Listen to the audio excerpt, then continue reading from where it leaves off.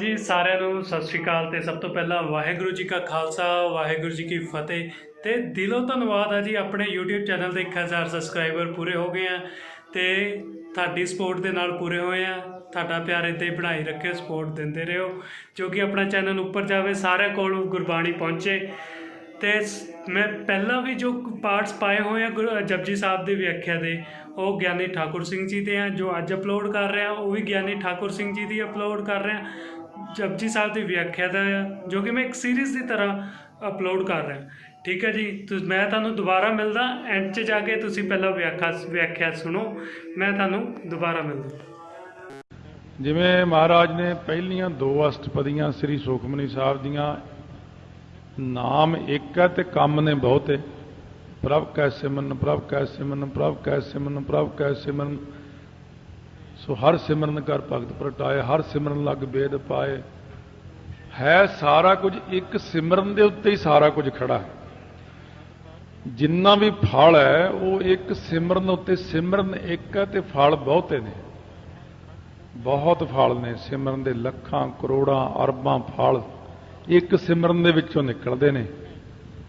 ਸੋ ਇਸ ਕਰਕੇ ਸਤਿਗੁਰੂ ਮਹਾਰਾਜ ਕਹਿੰਦੇ, ਜਿਨ੍ਹਾਂ ਨੇ ਨਾਮ ਨੂੰ ਸ਼ਰਵਣ ਕੀਤਾ ਹੈ ਉਹਨਾਂ ਗੁਰਮੁਖਾਂ ਪਿਆਰਿਆਂ ਨੂੰ ਪ੍ਰਮਾਤਮਾ ਨਿਸ਼ਾਨੇ ਤੱਕ ਪਹੁੰਚਾ ਦਿੰਦਾ ਹੈ, ਉਹਨਾਂ ਨੂੰ ਸ਼ੁਭ ਗੁਣਾਂ ਦਾ ਸਥਾਨ ਬਣਾ ਦਿੰਦਾ ਹੈ। ਸੋ ਇਸ ਪ੍ਰਕਾਰ ਨਾਲ ਉਹ ਸਮਝ ਲੈਂਦੇ ਨੇ ਕਿ ਨਾਮ ਦੇ ਸ਼ਰਵਣ ਕਰਕੇ ਹੀ ਸਾਰੇ ਜਣੇ ਜਿਹੜੇ ਨੇ ਉਹ ਨਾਮ ਦੀ ਮਹਿਮਾ ਨੂੰ ਹੀ ਕਹਿ ਰਹੇ ਨੇ ਕਿ ਨਾਮ ਨੂੰ ਸੁਣੋ। ਨਾਮ ਦੇ ਸੁਣਨੇ ਕਰਕੇ ਇਨਸਾਨ ਵੱਡਾ ਬਣਦਾ। ਸੁਣਿਆ ਸ਼ੇਖ ਪੀਰ ਪਾਤਸ਼ਾਹ, ਨਾਮ ਦੇ ਸ਼ਰਵਣ ਕਰਕੇ ਹੀ ਪਤਾ ਲੱਗਦਾ ਕਿ ਸ਼ੇਖ ਕਿਹਨੂੰ ਕਹਿੰਦੇ ਨੇ। ਮੁਸਲਮਾਨਾਂ ਵਿੱਚ ਜਿਹੜੇ ਵੱਡੇ ਨੇ ਵਡੱਕੇ, ਉਹਨਾਂ ਦੇ ਬਿਰਧ ਸ਼ੇਖ ਉਹਨਾਂ ਨੂੰ ਕਹਿੰਦੇ ਨੇ। ਜਾਂ ਕਿਸੇ ਕਸਬੇ ਦਾ ਮਾਲਕ ਹੋਵੇ, ਅਮੀਰ ਹੋਵੇ, ਉਹਨੂੰ ਸ਼ੇਖ ਕਹਿੰਦੇ ਨੇ।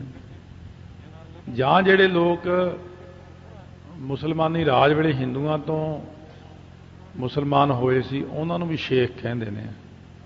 ਇਸ ਪ੍ਰਕਾਰ ਇਹ ਸ਼ੇਖ ਦਾ ਭਾਵ ਹੈ। ਪੀਰ, ਜਿਹੜੇ ਪੀਰ ਨੇ ਬੜੇ ਬੜੇ ਭਗਤੀ ਕਰਨ ਵਾਲੇ, ਤਪੱਸਿਆ ਕਰਦੇ ਨੇ, ਬੜੇ ਬੜੇ ਪਾਤਸ਼ਾਹ। ਇਹ ਸੁਣ ਕੇ ਹੀ ਪਤਾ ਲੱਗਦਾ ਪਾਤ ਨਾਮ ਤਖਤ ਦਾ ਹੈ ਤੇ ਸ਼ਾਹ ਨਾਮ ਉਹਦੇ ਉੱਤੇ ਬੈਠਣ ਵਾਲੇ ਦਾ ਹੈ। ਪਾਤ ਸ਼ਾਹ, ਇਸ ਪ੍ਰਕਾਰ ਪਤਾ ਲੱਗਦਾ ਸੁਣ ਕੇ ਹੀ ਹਰੇਕ ਗੱਲ ਦਾ ਪਤਾ ਲੱਗਦਾ ਕਿ ਸ਼ੇਖ ਬੜੇ ਬੜੇ ਜਿਹੜੇ ਮੁਸਲਮਾਨਾਂ ਦੇ ਵਿੱਚ ਵਡੱਕੇ, ਤੇ ਪੀਰ ਉਹਨਾਂ ਦੇ ਜਿਹੜੇ ਭਗਤ ਨੇ, ਭਗਤੀਆਂ ਕਰਨ ਵਾਲੇ। ਫਿਰ ਉਹਨਾਂ ਦੇ ਪਾਤਸ਼ਾਹ ਜਿਹੜੇ ਬੜੇ ਬੜੇ ਹੋਏ, ਅਕਬਰ ਵਰਗੇ, ਹਮਾਯੂੰ ਵਰਗੇ। ਇਸ ਤਰ੍ਹਾਂ ਮਹਾਰਾਜ ਕਹਿੰਦੇ ਦੇਖੋ ਵੀ ਸੁਣ ਕੇ ਹੀ ਪਤਾ ਲੱਗਿਆ ਨਾ। ਜੇ ਕੋਈ ਕਹੇ ਕਿ ਮੈਂ ਸ਼ੇਖ ਬਣਨਾ ਹੈ, ਮੈਂ ਪੀਰ ਬਣਨਾ ਹੈ, ਮੈਂ ਪਾਤਸ਼ਾਹ ਬਣਨਾ ਹੈ, ਉਹ ਨਾਮ ਨੂੰ ਸ਼ਰਵਣ ਕਰੇ, ਤਪੋਂ ਰਾਜ ਉਹਨਾਂ ਨੂੰ ਮਿਲਦਾ। ਸ਼ੇਖ ਜਿਹੜਾ ਹੈ, ਸ਼ੇਸ਼ ਨਾਗ ਲਈ ਵਰਤੋਂ ਕੀਤੀ ਇਹਦੀ ਗੁਰਬਾਣੀ ਵਿੱਚ। ਮਹਾਰਾਜ ਕਹਿੰਦੇ ਸ਼ੇਖ ਨਾਗ ਤੇਰੋ ਮਰਮ ਨਾ ਜਾਨਾ। ਸ਼ੇਸ਼ ਨਾਗ ਜਿਹੜਾ ਹੈ ਇਹ ਧਰਤੀ ਦੇ ਥੱਲੇ 2000 ਜ਼ੁਬਾਨ ਹੈ ਇਸ ਦੀ, ਜਿਹੜੀ ਹਰ ਵਕਤ ਪਰਮੇਸ਼ਰ ਦਾ ਨਵਾਂ ਨਾਮ ਉਚਾਰਨ ਕਰਦੀ ਹੈ। ਇਹ ਵੀ ਸ਼ਰਵਣ ਦੀ ਮਹਿਮਾ ਨੂੰ ਕਹਿੰਦਾ ਸ਼ੇਸ਼ ਨਾਗ ਵੀ। ਤੇ ਜਿਹੜਾ ਸ਼ੇਸ਼ ਨਾਗ ਦੀ ਸੇਜਾ ਦੇ ਉੱਤੇ ਸੌਂਦਾ ਪੀਰ, ਇਹਦਾ ਜਿਹੜਾ ਉਹ ਵਿਸ਼ਨੂੰ ਹੈ। ਵਿਸ਼ਨੂੰ ਵੀ ਸੁਣਿਆਂ ਦੀ ਮਹਿਮਾ ਨੂੰ ਹੀ ਕਥਨ ਕਰਦਾ, ਕਿਉਂਕਿ ਉਹਨੂੰ ਹੀ ਪਾਤਸ਼ਾਹ ਕਹਿੰਦੇ ਨੇ। ਪਰਮੇਸ਼ਰ ਤੋਂ ਦੂਸਰੇ ਨੰਬਰ ਤੇ ਇਸੇ ਨੂੰ ਹੀ ਪਾਤਸ਼ਾਹ ਕਹਿੰਦੇ ਨੇ, ਕਿਉਂਕਿ ਲੱਛਮੀ ਸਾਰੀ ਇਹਦੇ ਅਧੀਨ ਹੈ। ਇਸ ਕਰਕੇ ਮਹਾਰਾਜ ਕਹਿੰਦੇ ਨੇ ਉਹ ਪਾਤਸ਼ਾਹ ਬਣ ਜਾਂਦਾ ਹੈ। ਨਾਮ ਦੇ ਸ਼ਰਵਣ ਕਰਨੇ ਕਰਕੇ ਇਹੀ ਪਦਵੀਆਂ ਪ੍ਰਾਪਤ ਹੋ ਜਾਂਦੀਆਂ ਨੇ। ਉਹ ਪਾਤ ਸਰੂਪ ਰੂਪੀ ਤਖਤ ਦਾ ਮਾਲਕ ਬਣ ਜਾਂਦਾ ਜਿਹੜਾ ਨਾਮ ਨੂੰ ਸ਼ਰਵਣ ਕਰਦਾ ਹੈ। ਇਸ ਕਰਕੇ ਸ਼ਰਵਣ ਕਰਨ ਦੀ ਮਹਿਮਾ ਨੂੰ ਸਾਰੇ ਹੀ ਕਹੀ ਜਾਂਦੇ ਨੇ, ਤੇ ਸ਼ਰਵਣ ਕਰਨੇ ਕਰਕੇ ਹੀ ਬੰਦਾ ਸ਼ੇਖ ਪੀਰ ਪਾਤਸ਼ਾਹ ਬਣ ਜਾਂਦਾ। ਸੁਣਿਆ ਅੰਧੇ ਪਾਵਹਿ ਰਾਹ। ਨਾਮ ਦੇ ਸ਼ਰਵਣ ਕਰਕੇ ਪਹਿਲਾਂ ਤਾਂ ਪ੍ਰਤੱਖ ਹੀ ਹੈ ਕਿ ਅੰਨੇ ਬੰਦੇ ਨੂੰ ਆਪਾਂ ਕਹਿੰਦੇ ਆ ਸਿੱਧਾ ਆ ਜਾ, ਹੁਣ ਖੱਬੇ ਮੁੜ ਜਾ, ਅੱਗੇ ਦੇਖੀ, ਧਿਆਨ ਨਾਲ ਆਈ, ਅੱਗੇ ਇੱਟ ਪਈ ਹੈ ਇਹ ਟੱਪ ਜਾ। ਸ਼ਰਵਣ ਕਰਨ ਨਾਲ ਹੀ ਉਹਨੂੰ ਪਤਾ ਲੱਗਦਾ ਰਸਤੇ ਦਾ। ਇਸੇ ਤਰ੍ਹਾਂ ਹੀ ਭਗਤੀ ਰੂਪੀ ਰਸਤੇ ਦਾ ਅਗਿਆਨੀ ਜੀਵ ਨੂੰ ਸ਼ਰਵਣ ਕਰਕੇ ਹੀ ਪਤਾ ਲੱਗਦਾ, ਕਥਾ ਸੁਣਦਾ। ਗੁਰਬਾਣੀ ਦੇ ਅਰਥ ਨਹੀਂ ਜਦੋਂ ਤੱਕ ਸ਼ਰਵਣ ਕਰਦਾ ਉਦੋਂ ਤੱਕ ਸੋਝੀ ਨਹੀਂ ਪੈਂਦੀ। ਇਤਿਹਾਸ ਨਹੀਂ ਜਦੋਂ ਤੱਕ ਸੁਣਦਾ ਉਦੋਂ ਤੱਕ ਉੱਠਣਾ ਬੈਠਣਾ ਨਹੀਂ ਆਉਂਦਾ ਬੰਦੇ ਨੂੰ। ਜਿਹੜੇ ਬੰਦੇ ਇਹ ਗਲਤੀ ਕਰ ਗਏ ਆਪਣੀ ਜ਼ਿੰਦਗੀ ਵਿੱਚ ਵੀ ਅਸੀਂ ਕਦੇ ਕਥਾ ਨਹੀਂ ਸੁਣਨੀ, ਉਹ ਬੰਦੇ ਸਹੀ ਤਰ੍ਹਾਂ ਘੜੇ ਹੀ ਨਹੀਂ ਗਏ। ਉਹਨਾਂ ਬੰਦਿਆਂ ਦੇ ਅੰਦਰ ਇੰਨੀਆਂ ਕਮੀਆਂ ਰਹਿ ਗਈਆਂ ਕਿ ਉਹ 75% ਸਿੱਖੀ ਤੋਂ ਵਾਂਝੇ ਰਹਿ ਗਏ। 25% ਹੀ ਪੱਲੇ ਪਈ ਉਹਨਾਂ ਦੇ। ਉਹਨਾਂ ਨੂੰ ਇਤਿਹਾਸ ਦਾ ਹੀ ਨਹੀਂ ਪਤਾ। ਉਹਨਾਂ ਨੂੰ ਇਹ ਨਹੀਂ ਪਤਾ ਕਿ ਮਰਿਆਦਾ ਕੀ ਹੈ। ਇਕੱਲੀ ਰਹਿਤਨਾਮਿਆਂ ਵਿੱਚ ਮਰਿਆਦਾ ਤਾਂ ਨਹੀਂ ਹੈ। ਰਹਿਤਨਾਮਿਆਂ ਵਿੱਚ ਨਹੀਂ, ਜਿਹੜੀ ਗੁਰੂ ਸਾਹਿਬਾਂ ਦੇ ਜੀਵਨ ਨੇ, ਜੀਵਨ ਵਿੱਚ ਮਰਿਆਦਾ ਹੈ ਸਾਰੀ। ਸਤਿਗੁਰੂ ਮਹਾਰਾਜ ਦਾ ਉੱਠਣਾ ਬੈਠਣਾ। ਹੁਣ ਕਈ ਗੱਲਾਂ ਦੇ ਉੱਤੇ ਆਮ ਬੰਦਾ ਤਰਕ ਕਰ ਦਿੰਦਾ ਵੀ ਆਹ ਦੇਖੋ ਜੀ ਉੱਥੇ ਫਲਾਣੇ ਥਾਂ ਐ ਨਹੀਂ ਸੀ ਕਰਨਾ ਚਾਹੀਦਾ, ਉੱਥੇ ਮੱਥਾ ਟੇਕਣਾ ਫਲਾਣੇ ਥਾਂ ਇਸ ਤਰ੍ਹਾਂ।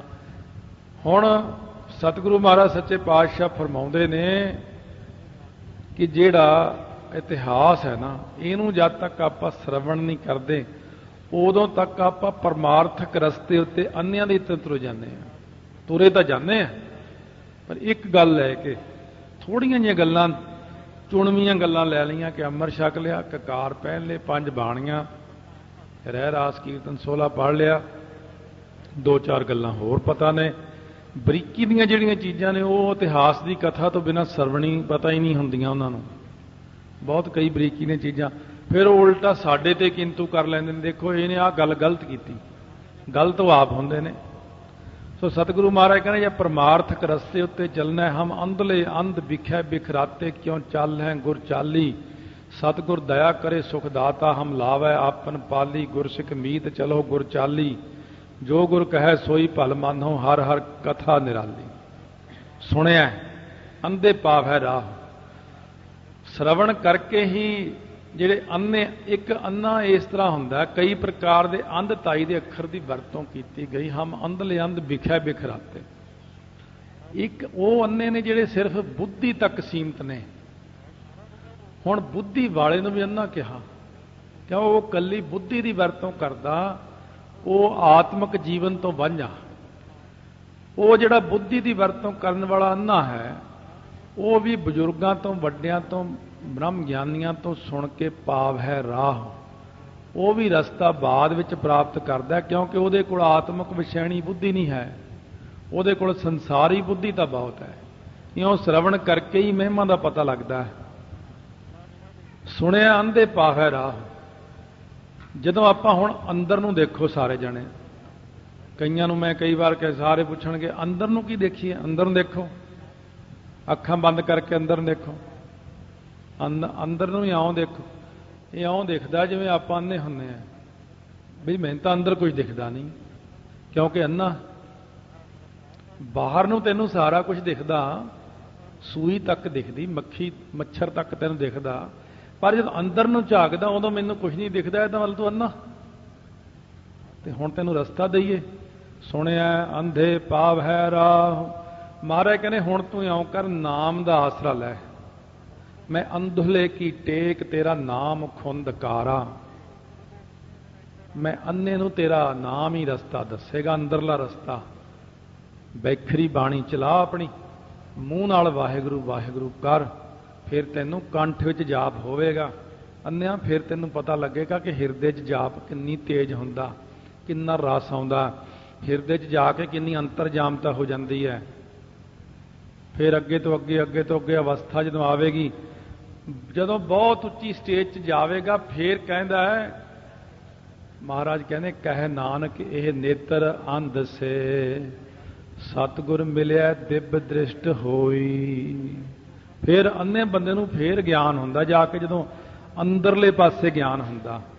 ਅੰਦਰ ਨੂੰ ਹਨੇਰਾ, ਬਾਹਰ ਨੂੰ ਚਾਨਣ ਹੈ। ਮਹਾਰਾਜ ਕਹਿੰਦੇ ਬਾਹਰ ਦਿਸੈ ਚਾਨਣਾ ਦਿਲ ਅੰਧਿਆਰੀ ਰਾਤ।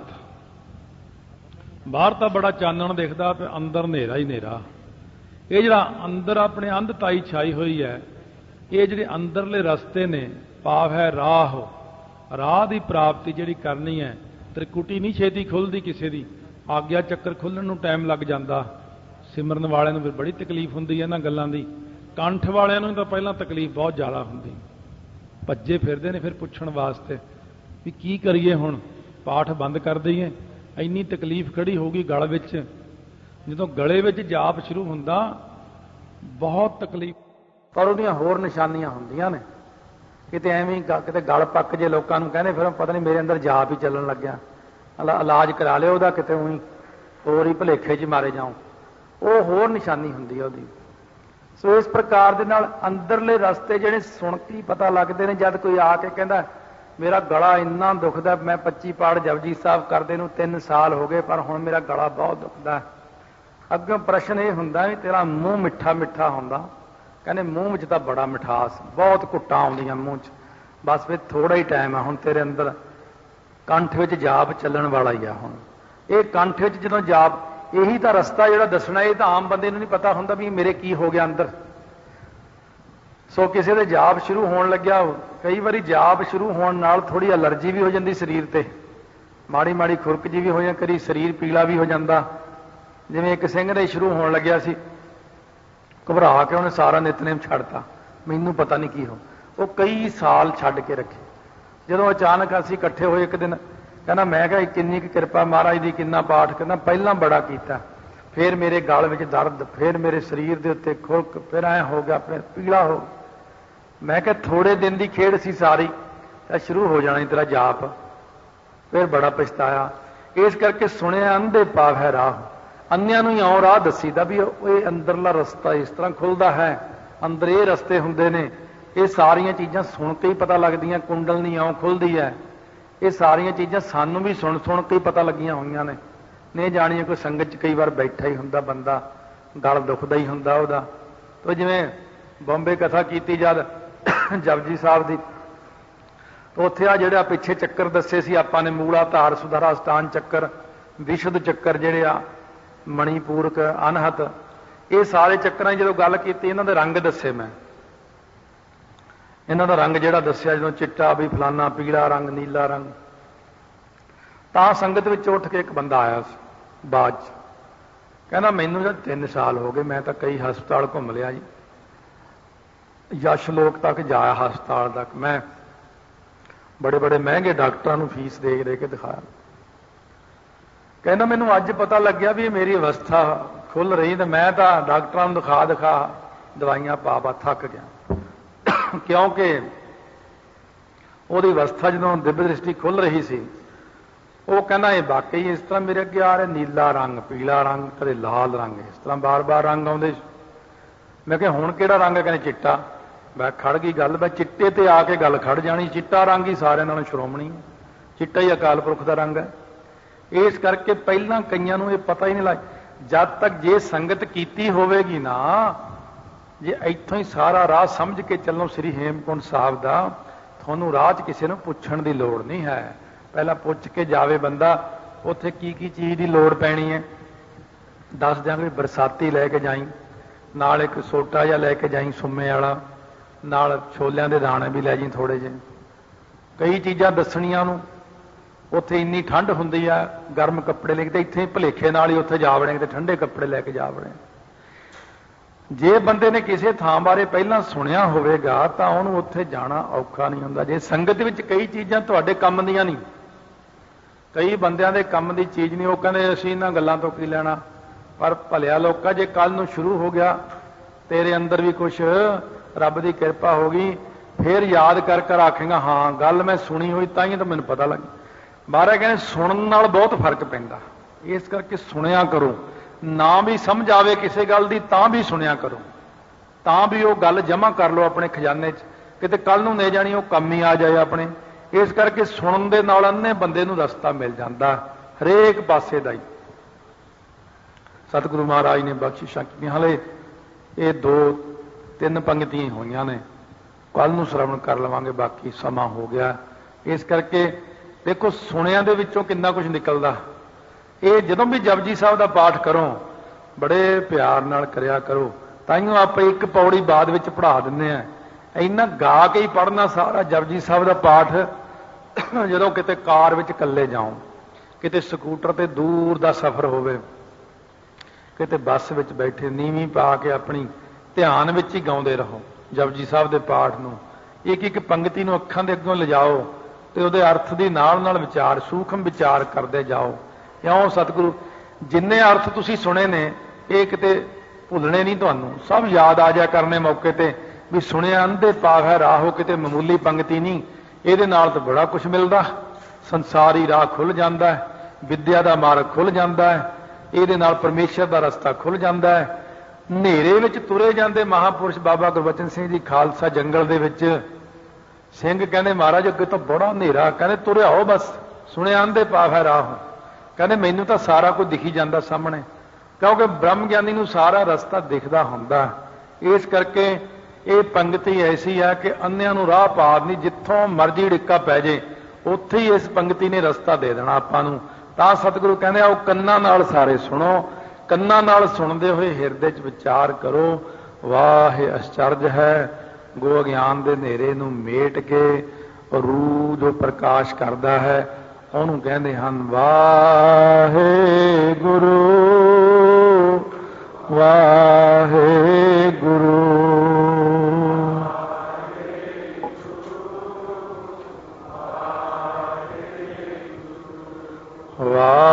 ਵਾਹਿਗੁਰੂ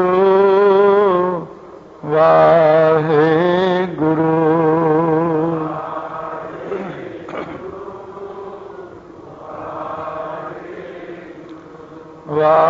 ਵਾਹਿਗੁਰੂ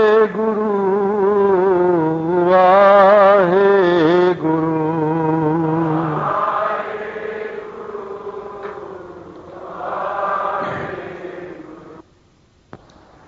ਮੰਗਣ ਦਾ ਤਰੀਕਾ ਹੈ ਇੱਕ ਚੀਜ਼ ਮੰਗ ਕੇ ਫਿਰ ਸਾਰਾ ਕੁਝ ਹੀ ਮੰਗ ਲੈਣਾ। ਸੋ ਸਤਿਗੁਰੂ ਮਹਾਰਾਜ ਨੇ ਇਹ ਪਾਵਨ ਪਵਿੱਤਰ ਉਪਦੇਸ਼ ਬਖਸ਼ਿਆ ਆਪਾਂ ਨੂੰ। ਧੰਨ ਗੁਰੂ ਨਾਨਕ ਦੇਵ ਜੀ ਮਹਾਰਾਜ ਸ੍ਰੀ ਜਪਜੀ ਸਾਹਿਬ ਦੇ ਵਿੱਚ ਬਖਸ਼ਿਸ਼ਾਂ ਆਪਣੇ ਤੇ ਕਰ ਰਹੇ ਨੇ। ਇੱਕ ਵਾਰੀ ਕੈਥਲ ਰਹਿੰਦੇ ਸਨ ਭਾਈ ਸੰਤੋਖ ਸਿੰਘ ਜੀ ਕਵੀ, ਚੂੜਾਮਣ ਕਵੀ। ਪੰਡਤਾਂ ਨੇ ਉਹਨਾਂ ਨੂੰ, ਰਾਜੇ ਨੂੰ ਕਿਹਾ, ਕੈਥਲ ਵਾਲੇ ਨੂੰ, ਕਹਿੰਦੇ ਜਿਹੜਾ ਤੁਹਾਡੇ ਕੋਲ ਸੁਣਿਆ ਬੜਾ ਵੱਡਾ ਗੁਰਸਿੱਖ ਵਿਦਵਾਨ ਹੈ, ਸਾਡੀ ਇਹ ਨਾਲ ਚਰਚਾ ਕਰਾਓ। ਚਰਚਾ ਕਰਦਿਆਂ ਹੋਇਆਂ ਉਹਨਾਂ ਨੇ ਜਪਜੀ ਸਾਹਿਬ ਦੇ ਅਰਥ ਪੁੱਛੇ ਸੀ। ਭਾਈ ਸਾਹਿਬ ਨੇ ਜਿਹੜੇ ਅਰਥਾਂ ਦੇ ਜਵਾਬ ਦਿੱਤੇ, ਫਿਰ ਵਿਦਵਾਨਾਂ ਦੇ ਅਰਥ ਵੱਖਰੇ ਹੁੰਦੇ ਨੇ। ਉਹਨਾਂ ਨੇ ਜਿੰਨੇ ਅਰਥ ਲਿਖੇ, ਉਸ ਸਟੀਕ ਦਾ ਨਾਮ ਹੈ ਗਰਭ ਗੰਜਨੀ ਸਟੀਕ, ਗਰਭ ਹੰਕਾਰ ਨੂੰ ਕੱਟਣ ਵਾਲਾ ਸਟੀਕ। ਉਹ ਸਟੀਕ ਆਮ ਬੰਦੇ ਦੀ ਸਮਝ ਨਹੀਂ ਪੈਂਦਾ, ਉਹ ਤਾਂ ਕਾਫੀ ਔਖਾ ਹੈ। ਇਸ ਕਰਕੇ ਸਤਿਗੁਰੂ ਮਹਾਰਾਜ ਨੇ ਜਿੰਨਾ ਕੁਝ ਬਖਸ਼ਿਸ਼ ਕੀਤਾ ਇਹਦੇ ਵਿੱਚ ਹੈ ਬਹੁਤ ਕੁਝ। ਪਰ ਭਗਤ ਕਬੀਰ ਜੀ ਦਾ ਇੱਕ ਬਚਨ ਹੈ ਕਿ ਮਨ ਸਮਝਾਵਨ ਕਾਰਨੇ ਕਛੁਅਕ ਪੜ੍ਹਿਆ ਗਿਆਨ। ਬੰਦੇ ਨੂੰ ਆਪਣਾ ਮਨ ਸਮਝਾਉਣ ਲਈ ਥੋੜਾ ਜਿਹਾ ਗਿਆਨ ਲੈਣਾ ਚਾਹੀਦਾ। ਜੇ ਜ਼ਿਆਦਾ ਗਿਆਨਵਾਨ ਬਣ ਜਾਓ ਫਿਰ ਬੰਦਾ ਵਿਦਵਤਾ ਵਿੱਚ ਬਹੁਤਾ ਫਸ ਜਾਂਦਾ, ਫਿਰ ਨਾਮ ਘੱਟ ਜਪਦਾ। ਸਾਡਾ ਪ੍ਰਯੋਜਨ ਤਾਂ ਕੇਵਲ ਥੋੜਾ ਗਿਆਨ ਲੈ ਕੇ ਅਤੇ ਨਾਮ ਜਪਣਾ। ਥੋੜਾ ਥੋੜਾ ਗਿਆਨ ਆਪਾਂ ਪ੍ਰਾਪਤ ਕਰਦੇ ਹਾਂ ਇਹਦੇ ਵਿੱਚ। ਸੋ ਕੱਲ 3 ਪੰਕਤੀਆਂ ਹੋਈਆਂ, ਸੁਣਿਆ ਸਾਰਾ ਗੁਣਾ ਕੇ ਗਾਹ, ਸੁਣਿਆ ਸ਼ੇਖ ਪੀਰ ਪਾਤਸ਼ਾਹ, ਸੁਣਿਆ ਅੰਧੇ ਪਾਵ ਹੈ ਰਾਹ। ਇੱਥੋਂ ਤੱਕ ਆਪਾਂ ਸਰਵਣ ਕੀਤਾ ਹੈ।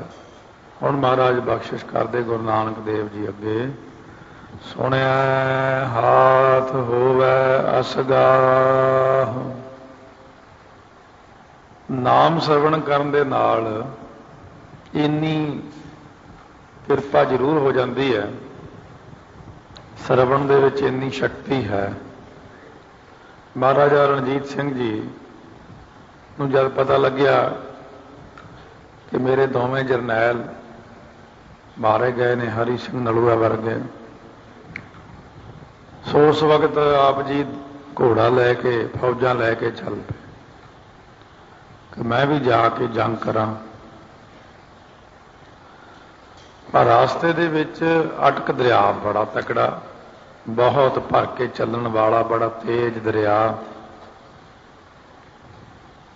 असगाहो डूंगा होवै हाथ। हुण हथ क जिन्ना दरिया रह जावे, ये बड़ी मुश्किल गल है। जो जाके दरिया के किनारे खड़े, हज़ारां फौजां घोड़ियां ते नाल खड़ गईयां। बाबा वीर सिंह जी औरंगाबादीए नाल सन, जिन्हां ने बाबा साहिब सिंह जी औरंगाबादियां तो अमर छकिया सी। सो उस वक्त बाबा वीर सिंह जी कहन लगे, महाराजा जी की गल हो गई, खड़ गए। कहते जी करिए की, अगे दरिया बड़ा तेज चलदा, उधरों सिंह शहीद हो गए मेरे साथी। बाबा वीर सिंह जी कहते तां की हो गया? महाराज ने लिखिया बचन, सुनिया हाथ होवे असगा। नाम की महिमा इन्नी है कि समुंदर भी हथ जिन्ना रह जाता है तो फिर दरिया ही है। करो अरदास। फिर उस वक्त एक मन हो के महाराज का सवारा हमेशा नाल ही रखते सन रथ दे विच। महाराज जी के अगे अरदास की, हे महाराज तेरे खालसे नूं अज अटक दरिया अटक पा रहा, जे आपकी किरपा हो जाए, जिवें भाई गुरदास जी नूं ब्यास दरिया हथ क जिन्ना रह गया सी, जिवें दुध वेचण वाली गुजरी तर गई सी पानी विचों, दरिया विचों। अज किरपा करके सानू भी रस्ता दवा दिओ। अरदास बेनती होई, बड़ा निश्चय सी मन दे अंदर, बड़े निश्चय नाल वाहिगुरू वाहिगुरू करदिआं दरिया दे विच अपना घोड़ा ठल दिता। ज्यों ही घोड़े दे पैर दरिया विच पए, दरिया एकदम थल्ले चलिया गया, गोडे गोडे पानी रह गया। ये अकाल पुरख का कौतक है। सो उस वक्त सारिया फौजां ने निश्चय करके पिछे पिछे चलना किया। जेड़े तुर्क सी मगर 200 तुर्क भी फौज विच सी नाल, उन्हां नूं यकीन ना आया। वो कहंदे किते रुड़ ही ना जाइए, किते रुड़ ना, जो सचमुच ही रुड़ गए 200 जाने, बाकी सारे पार हो गए। सो इस प्रकार है कि जिहड़ा नाम दे श्रवण की महिमा है, मनन की महिमा है, ये बड़ी वड्डी महिमा है। नाम दे विच बहुत भारी शक्ति। भाई गुरदास जी जदों आगरे गए सी प्रचार करन, चौथे पातशाह वेले सिੱਖੀ ਦਾ, बाद विच चौथे पातशाह ने भादर सुदी दूज 1638 नूं पंजवें पातशाह नूं गुरता गद्दी की दात बख्श के आप शरीर त्याग दी। जदों भाई गुरदास जी नूं पता लग्या, आप बड़े बैराग दे विच वापस आ रहे थे। हुण अग्गेों दरिया पैंदा ब्यास, सारी संगत नाल है। पोह माघ दे दिन ने, शाम का वक्त है, ठंड बड़ी है। नाल तां दरिया दे गोविंदवाल साहब है, पर कहंदे जे हुण पार हो जाइए ताइयों वधिया है। सो उस वक्त एक सिख बाणी पढ़ रहा सीगा, जल नहीं डूबै तस्कर नहीं लेवै, भाए ना साकै जाले। बई गुर का बचन बसै जी नाले। ये बचन पढ़दियां जपजी साहब का पाठ आप जी भी कर रहे। जो ये पंक्ति आई, सुनिया हाथ होवे असगाह, तो निश्चय बन गया।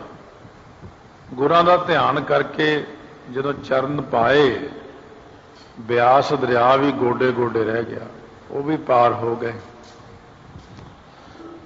दुध बेचण वाली गुजरी भी राम राम जपदी पार हो गई।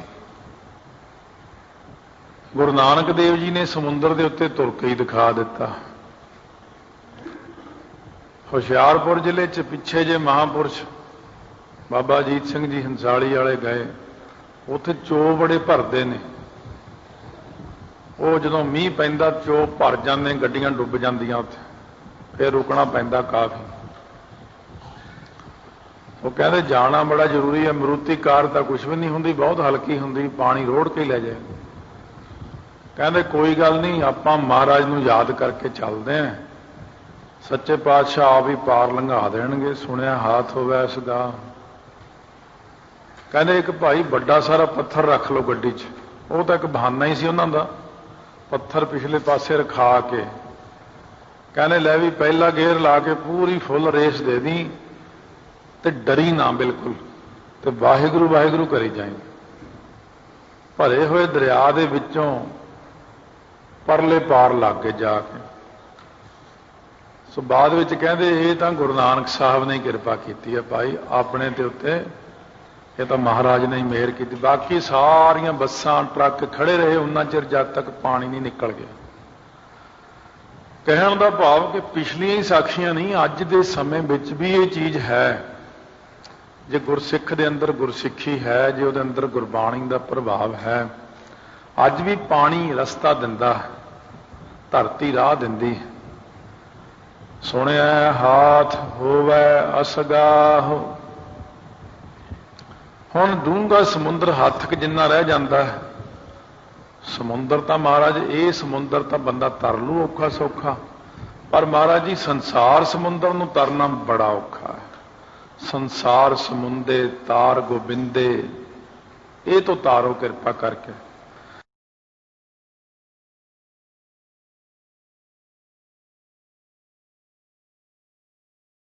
ਉਮੀਦ ਕਰਦਾ ਤੁਸੀਂ ਸਾਰਿਆਂ ਨੇ ਵੀਡੀਓ ਦੇਖ ਲਈ ਹੋਏਗੀ, ਤੇ ਸਾਰੇ ਇੱਦਾਂ ਹੀ ਸਪੋਰਟ ਕਰਦੇ ਰਹੋ, ਆਪਣਾ ਪਿਆਰ ਦਿੰਦੇ ਰਹੋ ਵੀਡੀਓਜ਼ ਨੂੰ, ਤੇ ਬਾਣੀ ਸੁਣਨ ਲਈ ਸਬਸਕ੍ਰਾਈਬ ਕਰਿਓ ਤੇ ਨੋਟੀਫਿਕੇਸ਼ਨ ਔਨ ਕਰ ਲਿਓ, ਕਮੈਂਟ ਕਰਿਓ।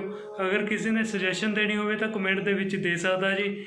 ਤੇ ਜਪਜੀ ਸਾਹਿਬ ਦੀ ਵਿਆਖਿਆ ਦੀ ਸੀਰੀਜ਼ ਤੋਂ ਬਾਅਦ ਮੈਂ ਇੱਕ ਨਵੀਂ ਸੀਰੀਜ਼ ਲੈ ਕੇ ਆਊਂਗਾ ਜੀ, ਜੋ ਕਿ ਇਤਿਹਾਸਿਕ ਗੁਰਦੁਆਰਾ ਸਾਹਿਬ ਘੁਮਾਵਾਂਗੇ, ਨਾਲੇ ਤੁਹਾਨੂੰ ਉਹਨਾਂ ਦੇ ਦਰਸ਼ਨ ਕਰਾਵਾਂਗੇ, ਨਾਲੇ ਇਤਿਹਾਸ ਦੱਸਾਂਗੇ ਜੀ। ਠੀਕ ਹੈ ਜੀ, ਤੇ ਬਸ ਆਹੀ ਹੈ ਜੀ ਅੱਜ ਦੀ ਵੀਡੀਓ। ਧੰਨਵਾਦ ਜੀ, ਨੈਕਸਟ ਵੀਡੀਓ 'ਚ ਮਿਲਦੇ ਹਾਂ।